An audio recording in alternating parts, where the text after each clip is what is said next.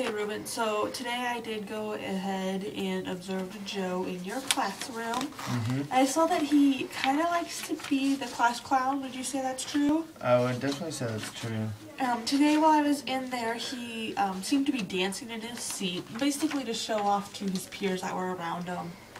And then after he was done dancing for a little bit, he was making faces at other students, which caught your attention, and definitely caused a scene in the classroom, which caused the other students to laugh. He didn't know where you were in the book. He didn't even know what you were talking about at the time. Does this seem to be a regular occurrence in your classroom? Yeah, it tends to happen at least multiple times a day. Okay. So I have a couple of questions for you, and then I may need to get some more information after this.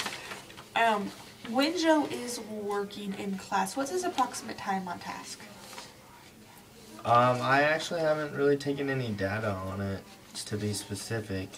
But I would say, like, in individual work, when they're given work, I'd say he's on task maybe 50% of the time. Okay. And then, it said in your request to have me come in and watch your class that you were possibly wanting to have him repeat next year, but it also said that you felt that he has the capability to do the work. So what is your reasoning for having him repeat the year if you believe that he can complete the work? Well, I think he has the capability to do the work. It's just that he finds more enjoyment from being the class clown and being funny and defying authority. So because of that, I feel like he hasn't gained academically like the other students have, but I feel as though if he would put work into it, he would gain just as well as his peers, if not better. On his test scores and assessment, is he really discrepant from his peers in all subject areas or just one or two?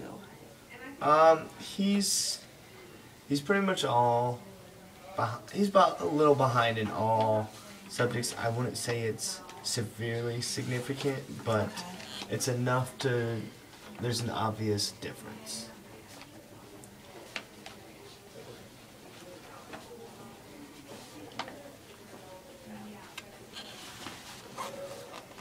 Okay.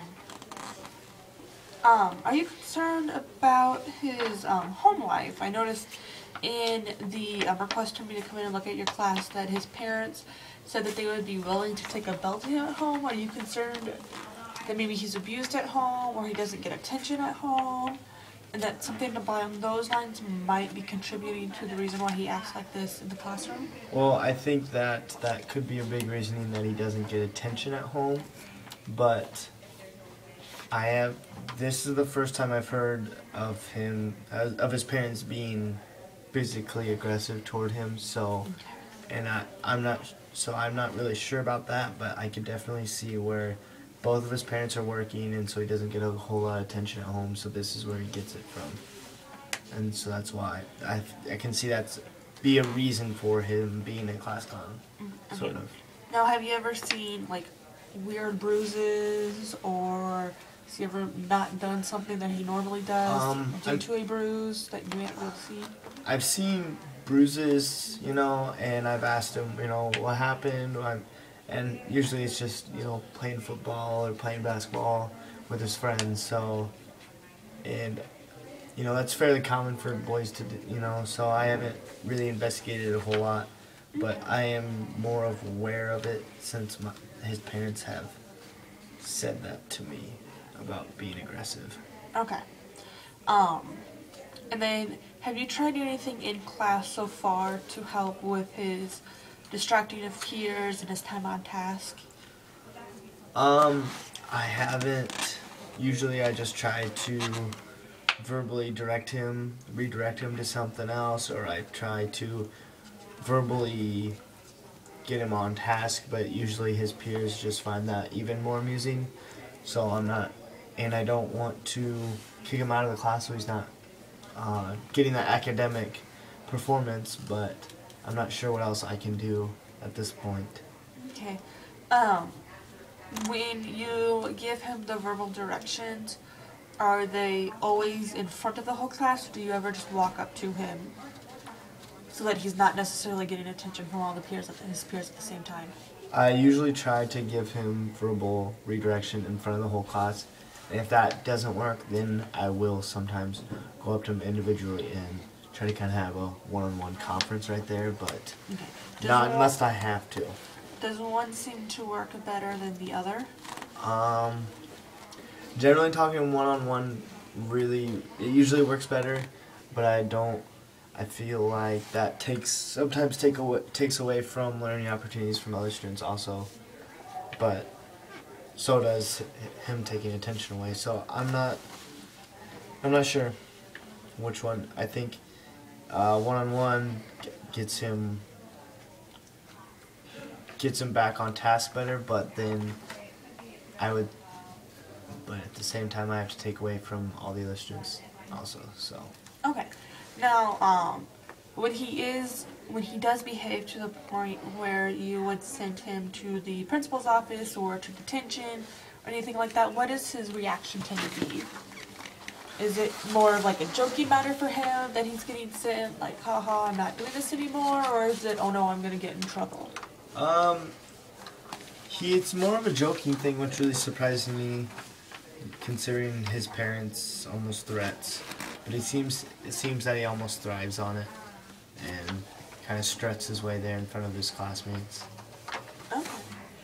I definitely do think that we are going to need a little bit of more information in terms of the data for his time on task and what his specific behaviors are. Because like he said, I only watched about 5 minutes of a class today.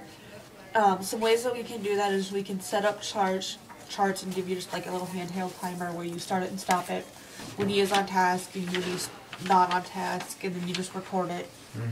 And we can make like a little chart that has each specific task that you would do in a day, like math, like individual work and those type of things. Okay. Just to kind of give us a better idea of what his true time on task is. And then also maybe along with that do a tally system of what his behaviors are during certain subjects to see if there are subjects where he's more likely to have a behavior than others, so that we can kind of use that to help redirect those behaviors. And then once we get that, we can come up with a couple of opportunities to help Joe to not have those behaviors as often in class. One of the things that I was thinking about was that he does tend to be a show-off, and he really wants to show off to his peers especially. So you could do opportunities to teach the class where you give him the material a day or two ahead of time, and then he can teach it like maybe once or twice a week. He can teach like a mini math lesson or a mini reading lesson to the class to kind of get that desire to show off to everyone out of the way for that time, which may slow down the number of times that he has those attention-getting behaviors during class. The other thing would be to figure out what he's really interested in and then do some sort of extrinsic reinforcement. So like you said that he was really into sports because he plays sports a lot with his friends. Maybe he earns so many points for staying on task for so long, and once he gets to a certain number of points, he can play catch for 10 minutes with a peer. Or he can have lunch with a friend, or he can paint if he's into art, or if he really likes a certain kind of book, you can give him a chance to read that book. But something to give him to work towards by behaving in the appropriate way. That'd be a good idea. Okay. So, are there any other questions that you have for me right now? Do you want to start this as soon as possible? How much preparation do you think this will take? I think before we do, other than maybe giving Joe the opportunities to teach to kind of get that out of the system, before we do any sort of positive reinforcement, I would think that we really need to get some more data. And then we also should do a motivation survey to see what really motivates him, so that we can figure out what to do to give him an opportunity to meet the requirements. So I would say let's start immediately on getting the data, and then maybe meet next week so that we can put together all the information and create a program that would work best for him. Sounds good.